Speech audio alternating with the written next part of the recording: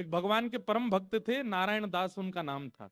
बहुत ध्यान से सुनना। नारायण दास जी को भी वृंदावन से बहुत प्रेम था, और वृंदावन का प्रेम उन पर ऐसा चढ़ा कि वो गोपी भाव में रहने लगे। और कैसा गोपी भाव? श्रृंगार कर लेते, बिंदी लगा लेते, मांग में सिंदूर भर लेते, बड़े बड़े केश कर लिए थे, पैरों में नूपुर पहनते, हाथों में चूड़ियां पहनते, और लहंगा पहन करके और बढ़िया सुंदर श्रृंगार करके किसी के सामने नहीं जाते थे। अपने गोपाल जी उनको तैयार करके, उनका श्रृंगार करके, उनका भोग लगा के उनके सामने नाचते थे, अपने ठाकुर जी के आगे, और किसी को नहीं दिखाते थे, बस अपने ठाकुर जी को दर्शन कराते थे। नाचते थे, गाते थे, रिझाते थे, और फिर नाचते नाचते फिर प्रसादी सिद्ध करते, प्रसादी सिद्ध करके फिर राजभोग करा देते, व्यारू करा देते, कलेऊ करा देते, ठाकुर जी के अष्टाम लीला करते, अष्टयाम भोग धराते, लेकिन नृत्य और गायन ये दो सेवा नहीं छोड़ते थे। लेकिन धीरे धीरे वैष्णवों ने उनको देखना, ढूंढना शुरू कर दिया, लोग उनकी कुटिया में जाने लगे।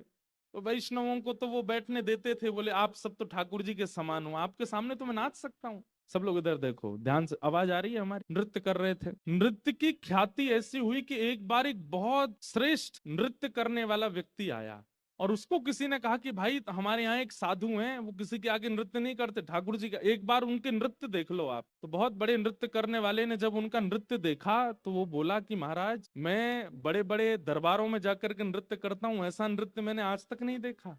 सब लोगों ने कहा बोले भैया ये ठाकुर जी के लिए नृत्य करते हैं। लेकिन उस नृत्य करने वाले ने किसी बादशाह को खबर करा दी कि वृंदावन में एक महात्मा है, और बोले वो गोपी बनकर के अपने ठाकुर जी के आगे नृत्य करते हैं, और गाते हुए नृत्य करते हैं, ऐसा नृत्य मैंने आज तक नहीं देखा।